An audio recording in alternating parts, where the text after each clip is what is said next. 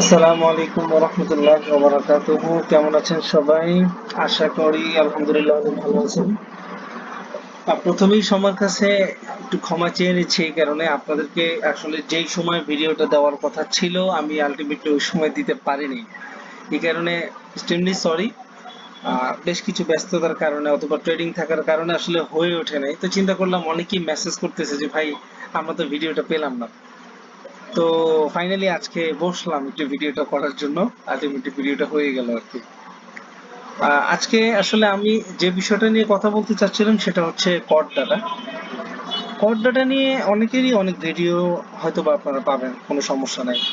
কিন্তু মানে আমি মূলত কড ডাটা থেকে মানে নির্দিষ্ট কিছু পজিশন বা নির্দিষ্ট কিছু সিস্টেমকে আমি আপনাদেরকে দেখাতে চাচ্ছি, যেটা আপনার ট্রেডিং এর ক্ষেত্রে সহায়ক হবে। আমি আশা করতে পারি এতটুকু, যেটা আপনাদের ট্রেডিং এর ক্ষেত্রে যথেষ্ট সহায়ক হবে। তো বেসিক কিছু পার্ট আলোচনা হয়ে যাক, ঠিক আছে? যেহেতু কড ডাটা সম্পর্কে অনেকেই জানেন না কড ডাটা মূলত কি জিনিস। তো যদি আমরা বলতে যাই, কড ডাটা হচ্ছে মূলত সিওটি, অর্থাৎ কমিটমেন্ট অফ ট্রেডার, ঠিক আছে? অর্থাৎ আমরা এটা খুব ভালো করে জানি যে আমাদের ওয়ার্ল্ডে বিভিন্ন, অর্থাৎ দেখা যাচ্ছে যে ওয়ার্ল্ডের মধ্যে যে সমস্ত কোম্পানিজ বা যে সমস্ত বড় বড় ব্যাংক ব্রোকার, তারা ফিনান্সিয়াল মার্কেটের সাথে যারা যুক্ত, তো তাদের একটা পজিশন বা তাদের একটা ফিউচার চিন্তা ভাবনা, ফিউচার প্ল্যান, সেটা কিন্তু তারা সংঘবদ্ধভাবে একটা জায়গাতে রিলিজ করে। অর্থাৎ তাদের সমূহ চিন্তা ভাবনাগুলোকে একটা ওয়েবসাইটে প্রকাশ করা হয়, সেটা হচ্ছে সিএফটিসি। অর্থাৎ সিএফটিসি তে এই পুরা ওয়ার্ল্ডের, ঠিক আছে, বড় বড় কোম্পানি থেকে নিয়ে যত ব্রোকার ব্যাংক যারা ফিনান্সিয়াল মার্কেটের সাথে সংযুক্ত, তো তাদের একটা অবস্থান বা পরিসংখ্যান তাদের একটা প্রকাশ করা হয়। এই রিপোর্টটা প্রতি সপ্তাহে কিন্তু পাবলিশড হয় মঙ্গলবার রাত্রে। মূলত নিউজটা পাবলিশড হয়, কিন্তু সেটা সাইটে পাবলিশ করা হয় শুক্রবার রাত্রে। তো এই জন্য আমরা শুক্রবার রাত্রে আমরা কি পাই, মূলত কড ডাটার রিলিজ দেখতে পাই। এখন কথা হচ্ছে কড ডাটা এইটা আসলে কি জন্য আমার প্রয়োজন, বা এটা আমি কি করব, বা এটা আমার কোন কোন কাজের ক্ষেত্রে সহায়ক হবে, সেটা আমাদের জানার দরকার আছে। তার সবচেয়ে বড় কথা হচ্ছে, আগে এই কথাটা বলে নিতে হচ্ছে, সেটা হলো যে মূলত কড ডাটা হচ্ছে একটা মার্কেট সেন্টিমেন্ট টুলস। কড ডাটা হলো মূলত একটি মার্কেট সেন্টিমেন্ট টুল। অর্থাৎ আমরা এক্সাম্পল যে কোনো একটা কারেন্সি নিলাম, ইউরো ভার্সেস ইউএসডি। তো ইউরো ভার্সেস ইউএসডি তে বর্তমান, অর্থাৎ ফরেক্স এর মধ্যে তো বিভিন্ন ক্যাটাগরিতে কি ট্রেডার ভাগ করা আছে। যেমন রিটেল ট্রেডার আছে, যেটা রিটেল ট্রেডারদের মধ্যে আমরাও আছি। শর্ট হেজ ফান্ড আছে, বড় বড় প্রাইমারি ব্যাংক, কেন্দ্রীয় ব্যাংক থেকে নিয়ে হিউজ বড় বড় কোম্পানি যারা ফরেক্স এর সাথে ইনভলভ। তো কথা হচ্ছে যে আমরা আমাদের যেটা পজিশন সেটা কিন্তু নন রিপোর্টেবল, অর্থাৎ আমাদের পজিশন গুলা রিপোর্ট হওয়ার মতো কিছু না। এই 10-5 হাজার, 20 হাজার, 50 হাজার ডলার দিয়ে আপনি কোনো রিপোর্ট তৈরি করতে পারবেন না। এখানে যারা হিউজ পরিমাণ লট ইউজ করে, যারা মার্কেটের একটা ট্রেন্ডকে চেঞ্জ করতে পারে, একটা পজিশনকে চেঞ্জ করে দিতে পারে, তাদের অবস্থানগুলোকে কিন্তু মূলত এই কড ডাটার মধ্যে প্রকাশ করা হয়। তো এইটা আমার মূল কথা, সেটা হচ্ছে যে তারা যেদিকে পজিশন নিবে, তো সেই দিকে যদি আমাদের পজিশন গুলো মিলে যায় তাহলে কিন্তু আমরা সোনায় সোহাগা। আর তাদের পজিশনের এগেনিস্টে গিয়ে যদি আমাদের পজিশন গুলো ক্রিয়েট হয়, তাহলে সেটা কিন্তু আমি হাজারো চেষ্টা করেও কিন্তু কি করতে পারবো না, আমার পক্ষে মার্কেটকে নিয়ে আসতে পারবো না, ঠিক আছে? তো এই কারণে সবচেয়ে বড় কথা স্মার্ট মানি, অর্থাৎ বিগ বিগ প্লেয়াররা কোথায় মানি ইনভেস্ট করতেছে, কোন পজিশনটাকে তারা বেছে নিচ্ছে, এই জিনিসগুলাকে সংঘবদ্ধভাবে, অর্থাৎ তাদের সংঘবদ্ধ একটা প্ল্যাটফর্ম বা তাদের সংঘবদ্ধ চিন্তা ভাবনাটাকে আইডেন্টিফাই করতে পারা। আর এটার জন্যই হইলো তো মূলত কর্তারা। তো এখন আশা করি মোটামুটি বিষয়টা বুঝতে পারছেন। তো এখন কড ডাটার বিষয়ে কিছু কথা আছে, সেটা হচ্ছে যে কড ডাটা যেটা থাকে সেটা হলো মূলত ইন্ডেক্সের উপর তৈরি হয়। যেরকম ইউরোর কড ডাটা, ইউএসডির কড ডাটা, ক্যাডের কড ডাটা, জাপানের কড ডাটা। কিন্তু কোনো কারেন্সি, ইউরো ভার্সেস ইউএসডি, এটার কড ডাটা বা এইভাবে করে কোনো কারেন্সি বা পেয়ার হিসাবে আপনি কোথাও কোনো কট ডাটা রিলিজ পাবেন না। আপনাকে যদি ইউরো ভার্সেস ইউএসডির পরিসংখ্যান বের করতে হয়, তাহলে আপনার ইউরো ইন্ডেক্স থেকে আলাদা কট ডাটা নিয়ে আসতে হবে, ইউএসডি থেকে আলাদা কট ডাটা নিয়ে আসতে হবে। দুটাকে একসাথে প্লাস মাইনাস করে সেখান থেকে একটা নেট পজিশন বের করে আপনি সেটাকে কারেন্সিতে বা পেয়ার আপনি অ্যাপ্লাই করতে পারেন। কিন্তু ইন্টারেস্টিং বিষয় হচ্ছে, স্পেশালি থ্যাঙ্কস দিতে হয় এফএক্স হান্টারকে, যিনি মূলত এই ওয়েবসাইটটার মালিক। তো উনি তার ওয়েবসাইটে অলওয়েজ তিনি কি করেন, অর্থাৎ কারেন্সি হিসাবে বা পেয়ার হিসেবেও তিনি কট ডাটাগুলো রিলিজ করেন, তিনি কট ডাটাগুলো শেয়ার করেন। ঠিক আছে, আপনারা দেখতে পাচ্ছেন এখানে এই যে ইউরো ভার্সেস ইউএসডির কট ডাটা কিন্তু এখানে আছে, এখানে কিন্তু পাশাপাশি ইউএসডির কট ডাটাও আছে। এখন কথা হচ্ছে, কট ডাটার মধ্যে তিন ধরনের ট্রেডারের অবস্থান নিয়ে আসা হয়। একটা হচ্ছে নন কমার্শিয়াল, একটা হচ্ছে কমার্শিয়াল, আর একটা হচ্ছে নন রিপোর্টেবল, অর্থাৎ যারা রিপোর্টের আওতার মধ্যে পড়ে না, তাদের কথা এখানে হবে না। তাহলে এখানে মূলত আলোচনার কেন্দ্রবিন্দু দুইজন, একটা হচ্ছে নন কমার্শিয়াল, এটা হলো নন কমার্শিয়াল, আর এটা হচ্ছে কমার্শিয়াল। তো এখন এই দুইটার মধ্যে কমার্শিয়াল যারা আছে, কমার্শিয়ালদের অবস্থানটাও আমাদের জন্য ইম্পর্টেন্ট না। কেন? কারণ হচ্ছে কমার্শিয়ালি যারা ফিউচার মার্কেটে আসে, তারা মূলত একটা বড় ফান্ড নিয়ে ভালো প্রফিট করার জন্য এখানে তারা আসে না। তারা মূলত আসে প্রাইসটাকে হেজ করে দেওয়ার জন্য, তারা একটা হেজিং করার জন্য এখানে আসে। হেজিং কেন করে তারা? কারণ হচ্ছে কমার্শিয়াল যারা আছে তারা কিন্তু চিন্তা ভাবনা করে অলওয়েজ যে কোনো ক্রেতা এবং বিক্রেতাকে আকস্মিক কোনো দুর্ঘটনা থেকে বাঁচানোর জন্য তারা কিন্তু ফিউচার মার্কেটে এসে তাদের পজিশনগুলোকে পাবলিশ করে। ফর এক্সাম্পল, আপনি বাংলাদেশ থেকে একজন পার্সন যিনি চায়না থেকে বিভিন্ন কাঁচামাল নিয়ে এসে বাংলাদেশে প্রোডাক্ট তৈরি করে, এখন আপনি ব্যাংকের মাধ্যমে বা বড় কোম্পানির মাধ্যমে বা যে কোনো ভাবে আপনি নিয়ে আসছেন। আপনি যখন নিয়ে আসছেন তখন ইউএস ডলার বাংলাদেশের রেট হিসাবে ছিল ৮০ টাকা, $1 সমান সমান ৮০ টাকা।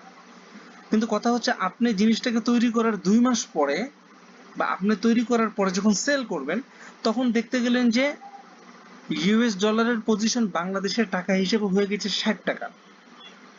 তো তাহলে কিন্তু আপনি অটোমেটিকলি বড় ধরনের একটা ক্ষতির সম্মুখীন হচ্ছেন। তো এই ধরনের কোনো বড় ধরনের ক্ষতির সম্মুখীন যেন আপনি না হন, এই কারণে প্রাইসটাকে একটা রেঞ্জের মধ্যে বা একটা নির্দিষ্ট এরিয়ার মধ্যে হ্যাজিং করে কমার্শিয়ালরা, যাতে করে এই কাঁচামাল বিক্রেতা ক্রেতা বা বিশ্বের বড় বড় কোম্পানি যারা তৈরি করতেছে, উৎপাদন করতেছে, যোগান দিচ্ছে, তারা যেন বড় ধরনের ক্ষতির সম্মুখীন না হয়, সেই দিকটাকে লক্ষ্য করে কমার্শিয়াল ট্রেডাররা এখানে এসে তারা কি করে, একটা ফান্ডকে হ্যাজ করে রাখে। ঠিক আছে, সো কমার্শিয়ালদের অবস্থানটা আমাদের ট্রেনিং এর জন্য খুব বেশি সহায়ক না, বা এটা আমাদের জন্য খুব বেশি ইম্পর্টেন্ট না। তাহলে চলে গেল কমার্শিয়াল ট্রেডারের অবস্থান। তাহলে আমরা দেখব মূলত শুধু নন কমার্শিয়াল ট্রেডারদের অবস্থান, অর্থাৎ নন কমার্শিয়ালের মধ্যে হেজ ফান্ড, বিশ্বের বড় বড় হেজ ফান্ড, ঠিক আছে, বিভিন্ন বড় বড় ব্যাংকও আছে। এরপরে হচ্ছে রিটেল ট্রেডারদের মতো বিগ বিগ মানি যারা ইনভেস্ট করে তারাও আছে। অ্যাটলিস্ট তারা সবাই নন কমার্শিয়ালের মধ্যে অন্তর্ভুক্ত। তো নন কমার্শিয়াল মূলত ফিউচার মার্কেটে এই কারণে আসে, তারা একটা ইনভেস্ট করে ভালো একটা প্রফিট বের করে নিয়ে যাওয়ার জন্য। সো আমাদের রিপোর্ট হবে বা আমাদের অলওয়েজ যে রিপোর্টটাকে আমরা ফোকাস করব সেটা হচ্ছে নন কমার্শিয়ালের রিপোর্টটা। আশা করি বিষয়টা ক্লিয়ার হয়েছে। তো এখানে আবার একটা ব্যাপার আছে, নন কমার্শিয়ালের মধ্যে দুইটা ভাগ আছে। একটা ভাগ যারা নন কমার্শিয়ালের এই কট ডাটা থেকে তারা মার্কেটের একটা রিভার্স অথবা মার্কেটের একটা ট্রেন্ডকে বের করার চেষ্টা করে, ঠিক আছে। আর আরেকটা গ্রুপ আছে যারা একটা নির্দিষ্ট সময়ের পরে মার্কেটের ট্রেন্ডটাকে পরিবর্তন করে দেয়। তারা রিভার্সের জন্য না, ডাইরেক্ট তারা যেখান থেকে মুভমেন্ট করবে বা তারা যেখান থেকে ইনভেস্ট করবে সেখান থেকে মার্কেটের ট্রেন্ড চেঞ্জ হয়ে যাবে, ঠিক আছে। তো দুই ধরনের ট্রেডার বা দুই ধরনের অবস্থানকারীরা কিন্তু নন কমার্শিয়ালের মধ্যে অন্তর্ভুক্ত। তো আমরা মূলত ওই পজিশনটাকে দেখবো যারা মূলত এই মার্কেটের রিভার্স এবং মার্কেটের ট্রেন্ড কন্টিনিউশন এই দুইটা নিয়ে কাজ করে। অর্থাৎ আমি খুব সিম্পল ভাবে কথাটা বলি, সেটা হচ্ছে যে আজকে আমি কট ডাটা থেকে যেই জিনিসটা আপনাদেরকে বের করে দিতে চাচ্ছি সেটা হচ্ছে যে কট ডাটা থেকে আপনি ডিরেক্টলি ফরেক্স মার্কেটে আমাদের MT4 এর চার্টে কোন কোন সপ্তাহের মার্কেটটা রেঞ্জিং মুডে ছিল, কোন কোন সপ্তাহের মার্কেটটা ট্রেন্ডিং মুডে থাকবে বা ছিল, সেটা যেন আপনি কট ডাটা থেকে বের করতে পারেন বা কট ডাটার মাধ্যমে আপনি এই সহায়তাটা নিতে পারেন। এই জিনিসটা মূলত আজকে আমি আপনাদেরকে দেখাবো। তো ফার্স্ট অফ অল কথা হচ্ছে যে মার্কেটে কিন্তু 60% সময় কিন্তু মার্কেটটা রেঞ্জ করে, 40% সময় মার্কেটটা ট্রেন্ডিং হয়। আর আমাদের ম্যাক্সিমাম লস কিন্তু আমরা ট্রেন্ডিং মার্কেটে করি না, রেঞ্জিং মার্কেটে করি।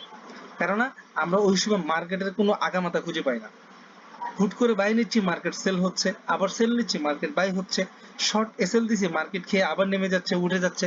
সো বুঝতেই পারতেছি না যে মার্কেট একটা রেঞ্জ পজিশনে আছে। তো রেঞ্জ মার্কেটটাকে যেন আমরা ধরতে পারি, আর রেঞ্জ আসলেই কিন্তু ট্রেন্ড আসবে, অর্থাৎ রেঞ্জিং এর পরে রেঞ্জ ভেঙেই তো ট্রেন্ড তৈরি হয়। সো কোন কোন সপ্তাহের অবস্থানটা রেঞ্জ ছিল, কোন কোন সপ্তাহের অবস্থানটা ট্রেন্ড ছিল, সেটা কিন্তু আমরা কট ডাটা থেকে বিষয়টাকে বের করতে পারবো। সেটা আমরা একটু কিছুক্ষণের মধ্যে ইনশাআল্লাহ আমরা দেখাবো। আরেকটা কথা সেটা হচ্ছে যে আমরা উইকলি কোনো রিপোর্ট দেখে কিন্তু, কট ডাটা থেকে কোনো রিপোর্ট দেখে কিন্তু সেটার মাধ্যমে আমাদের ট্রেডিং এ অ্যাপ্লাই করলে কিন্তু খুব ভালো ফলাফল আমরা পাবো না। আমি আবারও বলছি, উইকলি রিপোর্টের মাধ্যমে আপনি কিন্তু কোনো ভালো ফলাফল ডিজার্ভ করতে পারেন না। অন্ততপক্ষে মানে মিনিমাম আপনাকে 4 থেকে 5 সপ্তাহ, 1 মাস থেকে 1.5 মাসের একটা টোটাল প্রিভিয়াস হিস্ট্রির উপর ডিপেন্ড করে আপনাকে পরবর্তী সপ্তাহের টেকনিক্যাল অ্যানালাইসিস বা আপনার ট্রেডিং এর অবস্থানটা নির্ণয় করতে হবে। তাহলে আপনার সবচেয়ে বেস্ট পজিশনটা আপনি এখান থেকে পাবেন। তাহলে আমরা একটু দেখি। ফর এক্সাম্পল আমরা প্রথমে দেখব, আমি যেটা দেখাচ্ছি NZUSD। আপনি এখানে ক্লিক করলে আপনি পেয়ারের অবস্থানগুলো পেয়ে যাবেন, অথবা আপনি চাইলে এই ওয়েবসাইটের নিচে আসলেও এখানে পাবেন, প্রত্যেকটা পজিশন দেওয়া আছে এখানে। আপনি ক্লিক করলেন NZ, আচ্ছা দেখাতে NZUSD চলে আসলো। তাহলে এখানে NZUSD তে দুইটা চার্ট আমরা দেখতেছি। সেখানে এক নম্বর হচ্ছে NZUSD ডিরেক্টলি NZUSD এর কট ডাটা, আর একটা হচ্ছে USD এর কট ডাটা। কেননা প্রত্যেকটা মেজর পেয়ারে কিন্তু ডলারটা হচ্ছে মূল ফ্যাক্ট, সেই হিসেবে ডলারের প্রভাবটা কিন্তু অলওয়েজ সবসময় খেয়াল করতে হবে আপনাকে। তাহলে আমি এখানে NZUSD এর অবস্থানটা একটু দেখব।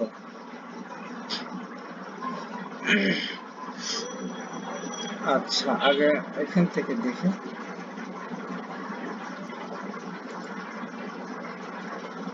আচ্ছা খেয়াল করেন, আমি চার্টেও যাব, চার্টের সাথে আপনাদেরকে কোয়ার্টারের আজকে মিলাই দেব। হ্যাঁ, ফর এক্সাম্পল আগে আমরা জানুয়ারি মাস থেকে একটা পজিশন দেখে আসি, কারণ মার্কেটে কিন্তু একটা ট্রেন্ড শুরু করে লম্বা সময়ের পরে আবার ট্রেন্ডটা কন্টিনিউ করে লম্বা সময়। সো আমরা দেখব জানুয়ারি মাস থেকে। প্রথমে বলে নিচ্ছি এখানে আপনাকে মূল ফোকাসটা কোথায় করতে হবে। আমি এই ওয়েবসাইটের অ্যাড্রেস আপনাদেরকে ইনশাআল্লাহ ভিডিও ডিসক্রিপশনে দিয়ে দিব, কোনো সমস্যা নেই। এখন আপনারা খেয়াল করেন, এখানে মূল যে জিনিসটা দেখার জিনিস সেটা হচ্ছে এই যে নন কমার্শিয়াল আপনারা দেখতে পাচ্ছেন, এখানে long position, short position, long percentage, short percentage, এই চারটা জিনিস আপনাকে দেখতে হবে, গুরুত্বের সাথে দেখতে হবে। ঠিক আছে, অর্থাৎ লং পজিশনে কত পার্সেন্ট মানুষ বর্তমান লং পজিশনে হোল্ড করতেছে, কত পার্সেন্ট মানুষ শর্ট পজিশন হোল্ড করতেছে। লং পজিশন বেশি হওয়ার মানে হচ্ছে মার্কেটটা বাই পজিশনকে কন্টিনিউ করা, শর্ট পজিশন বেশি হওয়ার মানে মার্কেট সেল পজিশনটাকে কন্টিনিউ করা, এটা খেয়াল রাখতে হবে। তাহলে এখানে দেখেন 27,000, আচ্ছা এটা আমরা এই সপ্তাহটা দেখি, রানিং সপ্তাহটা 7/7/2020 অবস্থানটা দেখি।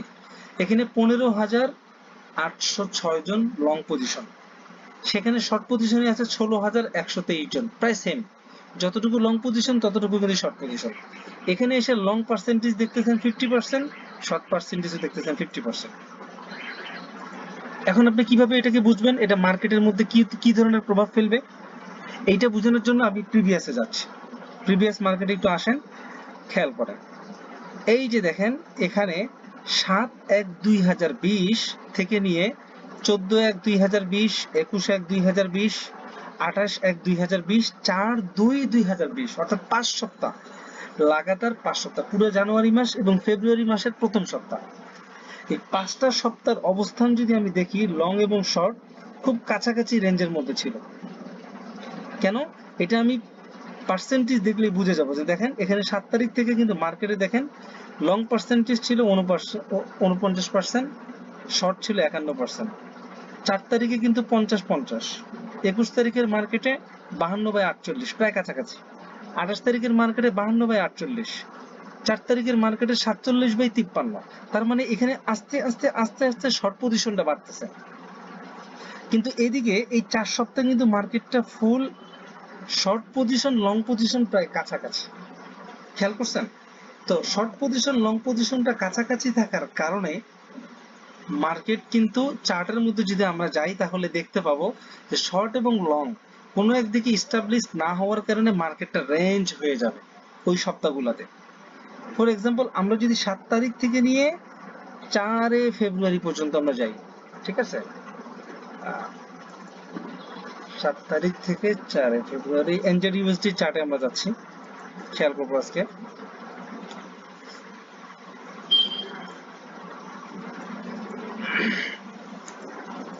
এই যে এখানে খেয়াল করেন, আমরা চার্টের সাথে জানুয়ারি এবং ফেব্রুয়ারি মাসের প্রথম সপ্তাহটাকে মিলাই দেখি। খেয়াল করেন এই যে এখানে কিন্তু এই যে 7 জানুয়ারি স্টার্ট, এখানে আসলে 4 ফেব্রুয়ারি, ঠিক আছে? পুরা 5টা সপ্তাহ দেখেন, 4 ঘন্টার চার্ট। এই 5টা সপ্তাহের অবস্থানটা কিন্তু একেবারে আমাদের সামনে ক্লিয়ার। মার্কেট কিন্তু ফুল একটা রেঞ্জ পজিশনে ছিল। সে কিন্তু ক্লিয়ার কোনো বাই ডিরেকশনও দিচ্ছিল না, ক্লিয়ার কোনো সেল ডিরেকশনও দিচ্ছিল না। এখান থেকে একটা রেঞ্জ করতেছে মার্কেটটা নির্দিষ্ট এরিয়ার মধ্যে। তো এই যে এই জায়গাতে মার্কেটটা রেঞ্জ করার বা এই মার্কেটটা যে রেঞ্জিং হচ্ছে বা এখানে যে ট্রেন্ডিং হচ্ছে না সেটা ধরার জন্য কিন্তু প্রধান কৌশল কিন্তু আমরা কট ডাটাটাকে ব্যবহার করতে পারি, ঠিক আছে? তাহলে কারণ আমরা এখানে দেখেই আসছি যে এই 4টা সপ্তাহের মধ্যে মার্কেটের শর্ট এবং লং পজিশনটা প্রায় সেম সেম ছিল। তো সেম সেম থাকার কারণে এখানে মার্কেট না বাই পজিশনকে ইস্টাবলিশ করতে, না সেল পজিশনটাকে ইস্টাবলিশ করতে। এই কারণে মার্কেট একটা রেঞ্জ হয়ে গেছে একটা নির্দিষ্ট এরিয়ার মধ্যে। কিন্তু ইন্টারেস্টিং বিষয় হলো 4 তারিখের পর থেকে আমরা দেখি মার্কেটে কি ঘটা শুরু করলো। তো দেখেন 4 ফেব্রুয়ারির পর থেকে নিয়ে 21, 18, 25, 3, হ্যাঁ, অর্থাৎ ফেব্রুয়ারি এবং মার্চ মাসের দিকে গিয়ে আমরা দেখতেছি শর্ট পজিশন গুলো বেড়ে যাচ্ছে, লং পজিশন কমে আসতেছে। 37% লং পজিশন, 63% শর্ট পজিশন। আমরা জানি শর্ট পজিশন যদি বেড়ে যায় তাহলে মার্কেটটা সেল মুডে আসবে, আর লং পজিশন যদি বেড়ে যায় তাহলে মার্কেটটা বাই মুডকে কন্টিনিউ করবে। তাহলে পরবর্তী অর্থাৎ ফেব্রুয়ারি এবং মার্চ পর্যন্ত মার্কেটের অবস্থান দেখাচ্ছে এখানে শর্ট পজিশন ছিল বেশি, লং পজিশন ছিল কম। তাহলে আমরা এটাকে চার্টের সাথে একটু মিলাই দেখি। এই যে ঠিক খেয়াল করেন, মার্কেটে যখন 4 ফেব্রুয়ারি অর্থাৎ প্রথম সপ্তাহ শেষ করার পরে মার্চ পর্যন্ত দেখেন মার্কেটটা কিন্তু ফুল ডাউন কন্টিনিউ করেছে। কেন? আমরা এই জায়গায় সেন্টিমেন্টালি দেখলাম যে বিগ মানি যারা এখানে ইনভেস্ট করতেছে তারা মূলত শর্ট পজিশনের দিকেই তারা বিগ মানিটাকে ইনভেস্ট করছে। সো মার্কেটের পজিশনটা সেলই হবে, ঠিক আছে? তো যখন আমি এখানে একটা রেঞ্জ শেষ করার পরে, অর্থাৎ আমি এখানে ইন্টারটা কোথায় করলে বেটার হবে সেটা হচ্ছে যে যখনই মোটামুটি 4 বা 5 সপ্তাহ শেষ করার পরে যখন একটা সপ্তাহ নিউজ পাবলিশড হয়ে গেল যে 63/37%, তখন আমার সামনে এটা ক্লিয়ার হলো যে প্রিভিয়াস 4 থেকে 5 সপ্তাহ মার্কেটটা রেঞ্জ করতেছে। এই সপ্তাহ নিউজটা পাবলিশড হয়েছে, মার্কেটে 63% শর্ট পজিশনে আছে সেলার আর 37% বায়ার আছে। সো এখান থেকে আমি একটা টেকনিক্যাল অ্যানালাইসিস হিসাবে একটা সেল পজিশন বের করতে পারি, ঠিক আছে? সো এখানে কিন্তু অ্যানালাইসিস যদি আমি করি তাহলে দেখেন এখানে আমাদের ট্রেন্ড লাইন ড্র করা আছে। এটা ক্যান্সেল করে দিই। স্টিল ট্রেন্ড লাইন কিন্তু ড্র করা আছে। আমি এখান থেকে কোনো বাই পজিশনকে খুঁজবো না।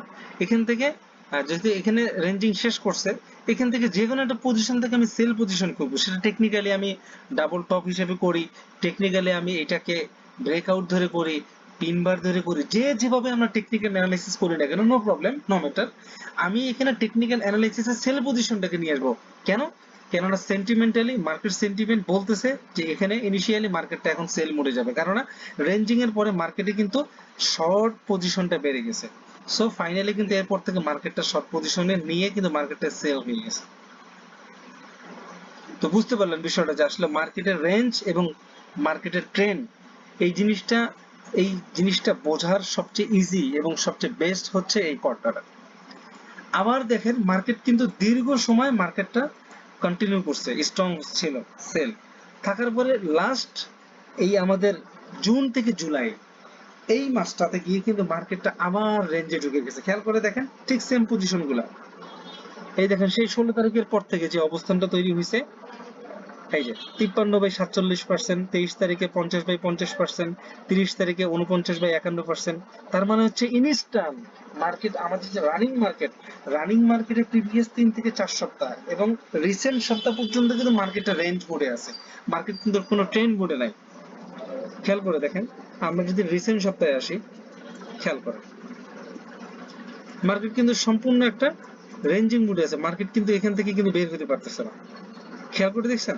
তা আমরা অনেকে অ্যানালাইসিস করতেছি মার্কেট সেল চলে যাবে, মার্কেট অমুক হবে তমুক হবে, কিন্তু ফাইনালি কথা হচ্ছে যতক্ষণ পর্যন্ত এখানে বিগ মানি স্মার্ট মানি যারা ইনভেস্ট করবে তারা যতক্ষণ পর্যন্ত লং বা শর্ট পজিশনে বিগ হবে না, বেশি হবে না, ততক্ষণ পর্যন্ত কিন্তু মার্কেটের মুভমেন্টটা ওই রকম ক্লিয়ার আমাদের সামনে হবে না। এখন আমরা যেটা করতে পারি, আমরা স্ক্যালপিং করতে পারি, যেহেতু মার্কেটটা এখন রেঞ্জিং মোমেন্টে আছে। তাহলে দেখেন রেঞ্জিং পয়েন্টটা কিন্তু আমরা খুব ইজিলি ধরতে পারলাম রিসেন্ট মার্কেটে। কেন? রিসেন্ট মার্কেটে দেখতে গেলে মার্কেট কিন্তু একদম ফ্ল্যাট, অর্থাৎ এখানে শর্ট পজিশন লং পজিশন প্রায় সেম হয়ে আছে। আবার রিসেন্ট পজিশনের সময়টাতে মার্কেট আরেকটা জিনিসকে আইডেন্টিফাই করতে পারবে, সেটা হচ্ছে যে ঠিক এই টাইমটাতে মার্কেটের ইউএসডি এর অবস্থাটা কি, ইউএসডি অথবা ইউএস ডলারের অবস্থানটা কি সেটা আমি খেয়াল করবো। দেখেন এখানে যদি আমি আসি, ঠিক এই 4 সপ্তাহের মধ্যে ইউএস ডলারের অবস্থানটা কিন্তু বেশ শোচনীয়, অর্থাৎ মার্কেটের লং পজিশন কিন্তু যথেষ্ট কম, 40/41/40/42 গত 4 সপ্তাহের অবস্থান।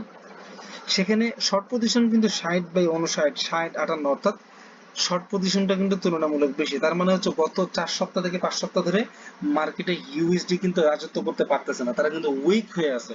সো ইনডেড ইউএসডি তে যদি আমি এখন পজিশনটা বের করতে যাই, তাহলে এই মোমেন্টামে আমাকে একটা বাই পজিশন বের করাটাই সবচেয়ে শ্রেয়। ঠিক আছে, সেক্ষেত্রে আমি খেয়াল করি মার্কেটে আমি টেকনিক্যাল অ্যানালাইসিস যদি ফলো করি, তাহলে আমি এখান থেকে চেষ্টা করবো যে মার্কেটে এখান থেকে কোন পজিশন থেকে একটা বাই নেওয়া যায়। ঠিক আছে, কারণ এনজেড ইউএসডির অবস্থা তুলনামূলক ভালো, আমরা সেখানে দেখলাম। আবার ইউএসডির অবস্থা তুলনামূলক শোচনীয়, তার মানে স্ট্রংলি বোঝা যাচ্ছে মার্কেট আপাতত সেল মুডে থাকার চান্সেসটা খুব কম। তাহলে আমরা এখান থেকে ছোট ছোট রিটেস্ট হইলেও আমরা ফাইনালি একটা মুভ ধরতে হবে এখান থেকে বাইরে। সেক্ষেত্রে সেই বাইটা হইতে পারে পরবর্তী এরিয়া পর্যন্ত, আমরা পরবর্তী লেভেল পর্যন্ত আমরা ওয়েট করতে পারি। এই লেভেল আছে, এই লেভেল আছে, যেটাই হোক সেটা হচ্ছে যে এই দুইটা এনজেড ইউএসডি এবং ইউএসডির কড ডাটা রিলিজের অবস্থান হিসেবে কিন্তু আমরা বুঝতে পারছি এই মুহূর্তে এনজেড ইউএসডি তে বাই পজিশনে থাকাটাই শ্রেয়। তাও সেটা কখন? সেটা যখন ফ্ল্যাট মার্কেটটা চেঞ্জ হয়ে যাবে, মার্কেটের ট্রেন্ডে আসবে। আর সেলে আপাতত যাওয়াটা আমার মনে হয় সমীচীন হবে না, বিকজ ইউএসডির অবস্থান যথেষ্ট উইক।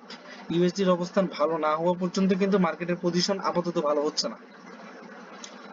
তাহলে আপাতত বিষয়টা আপনাদেরকে বুঝাইতে পারছি ট্রেন্ড মার্কেট এবং রেঞ্জ মার্কেট কিভাবে আপনি পট ডাটা দিয়ে বের করবেন। ফর এক্সাম্পল আমরা যদি আরেকটা পেয়ার দেখাই, তারপরে শেষ করে দিব, কথা বেশি লম্বা হয়ে যাবে।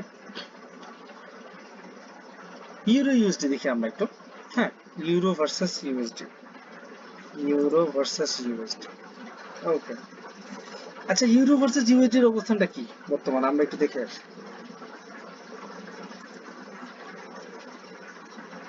আচ্ছা, আমরা অনেকেই বিভিন্ন গ্রুপে অ্যানালাইসিস দেখতেছিলাম, সেটা হচ্ছে যে মানে ইউরো ইউএসডি কে পারতেছে না, মানে জোর করে টেনে ধরে নামায় ফেলবে এমন অবস্থা। অর্থাৎ বিভিন্ন অ্যানালাইসিস দিয়ে দিয়ে দিয়ে দিয়ে বুঝাচ্ছে যে মার্কেট এখান থেকে সেলে যাবেই, হবেই, হয়েই যাবে, চলেই যাবে, মার্কেট কিন্তু ফাইনালি যাচ্ছে না। এটার একটা মূল কারণ কিন্তু এখানে রয়ে গেছে। আপনারা হয়তোবা এখানে টেকনিক্যালি অনেকগুলো বিষয় দেখছেন, কিন্তু আপনারা কিন্তু পট ডাটাটা খেয়াল করেন নাই। দেখেন, আমি যদি এই সপ্তাহ থেকেও যদি আগামী সপ্তাহ অর্থাৎ আগামী সোমবার থেকে যদি একটা ট্রেডের সেটআপ বের করতে চাই, তাহলে আমি প্রিভিয়াস 4 সপ্তাহকে দেখবো পট ডাটার মধ্যে কি অবস্থা ছিল। 7 তারিখ থেকে নিয়ে দেখেন প্রিভিয়াস 4 সপ্তাহের মধ্যে মার্কেটে ইউরো ইউএসডির পজিশন লং ছিল অনেক বেশি, শর্ট ছিল অনেক কম। খেয়াল করে দেখেন ওই 187.120, ওই 69.988। ঠিক আছে, সেখানে দেখেন লং পজিশন ছিল 73%, শর্ট পজিশন মাত্র 27%। দেখেন প্রিভিয়াস 4 সপ্তাহের অবস্থান। তাহলে গত 4 সপ্তাহ আমাদেরকে বলতেছে যে ইউরো ইউএসডি তে যারা বিগ মানি ইনভেস্ট করতেছে তারা কিন্তু আপাতত সেল পজিশনে নেই। তো আপনি আমি যতই টেকনিক্যালি সেখানে অ্যানালাইসিস করি না কেন, সেটা কিন্তু আলটিমেটলি খুব বেশি ভ্যালুয়েবল হবে না। কেন? এখানে যাদের কথায় মার্কেটের একটা বিগ পজিশন চেঞ্জ হয়, তারাই এখানে লং পজিশনে আছে, লং হোল্ড করতেছে, তার মানে বাই পজিশন নিয়ে আছে তারা। আবার সেম 4 সপ্তাহের মধ্যে কিন্তু ইউএসডির অবস্থান একটু আগেও দেখালাম, সেম 4 সপ্তাহের মধ্যে কিন্তু ইউএসডির অবস্থান যথেষ্ট উইক। তার মানে ক্লিয়ারলি বোঝাই যাচ্ছে যে মার্কেটে ইউরো ইউএসডির বর্তমান কর ডাটা হিসেবে যদি আমি দেখি, তাহলে মার্কেট সেন্টিমেন্ট এটাই প্রকাশ করতেছে যে ইউরো ইউএসডি আপাতত সেল মোডে যাওয়াটা সমীচীন না।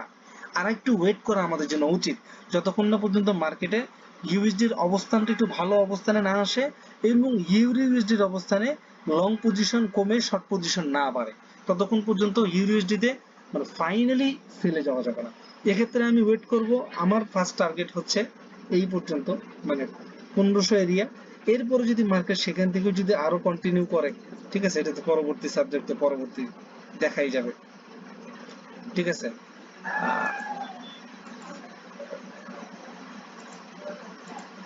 যাই হোক, এগুলো বহুত দূর কি বাত, এগুলা দেখা গেল যে কখন মার্কেট যাবে না যাবে সেটা কথা না, কিন্তু আলটিমেটলি যেটা বলতে চাচ্ছি সেটা হচ্ছে যে আপাতত ভাই ঠেলা গুতা দিয়ে ইউএসডি কে নামানোর কোনো দরকার নেই। ঠিক আছে, আপনি একটু টেকনিক্যাল অ্যানালাইসিস গুলাকে একটু কন্ট্রাক্টের সাথে মিলায় দেখেন। দেখেন অনেকেই এখানে চেষ্টা করতেছে মার্কেট এখান থেকে ডাউন হবে, মার্কেট কিন্তু ডাউন হচ্ছে না, একটু হচ্ছে, মার্কেট আবার উঠে যাচ্ছে। তার মানে কি, মানে দাঁড়াচ্ছে যে যতটুকু সেল প্রেসার আসতেছে তার থেকে কিন্তু বাই প্রেসারটা এখানে বেশি। সো টেকনিক্যালি আমরা কিন্তু ফল্ট হয়ে যাব। ঠিক আছে, এই জন্য আশা করি বিষয়টা বুঝতে পারছেন। এরকম প্রত্যেকটা পেয়ারই আপনি যখন অ্যানালাইসিস করবেন, তখন আপনি এখানে যান, এখানে গিয়ে এখান থেকে পেয়ারটা বের করেন, পেয়ারটা বের করে ওই পেয়ারের এবং তার পাশাপাশি ইন্ডেক্সের পেয়ারের অবস্থানটা আপনি খেয়াল করেন। ফর এক্সাম্পল আমরা যদি অড সিএইচএফ এ গেলাম, কথা আর একটা পেয়ার লাস্ট দেখাচ্ছি আপনাদেরকে। আচ্ছা, আমি অড সিএইচএফ এ বাই নিব না সেল নিব, আমি কোন পজিশনটা নিব, আমার এই মুহূর্তে কোন দিকে টেকনিক্যাল অ্যানালাইসিসটা কাজ করবে, সেটা যদি আমি দেখতে যাই, তাহলে দেখেন প্রিভিয়াস 4 সপ্তাহের অড ইউএসডির অবস্থান যদি আমরা দেখি, সেখানে কিন্তু প্রায় ফ্ল্যাট, মানে লং শর্ট মিলে প্রায় রেঞ্জ মার্কেটে আছে। খেয়াল করে দেখেন 47/53, 48/52, রেঞ্জ মার্কেটে আছে অর্ডের অবস্থানটা। এদিকে সুইস ফ্রাঙ্কের অবস্থান যদি দেখি আমি, গত 4 সপ্তাহের মধ্যে কিন্তু মার্কেটে মোটামুটি তারাও একটা রেঞ্জ পজিশনে আছে, 40/60, কিছুটা হলো পজিটিভ, কিন্তু তারা আগের সপ্তাহগুলো দেখেন মার্কেট কিন্তু রেঞ্জ পজিশনে আছে। খেয়াল করে দেখছেন? তার মানে হচ্ছে যেটা, সেটা হচ্ছে আমি যদি এখন অড সিএইচএফ এর চার্টে যাই,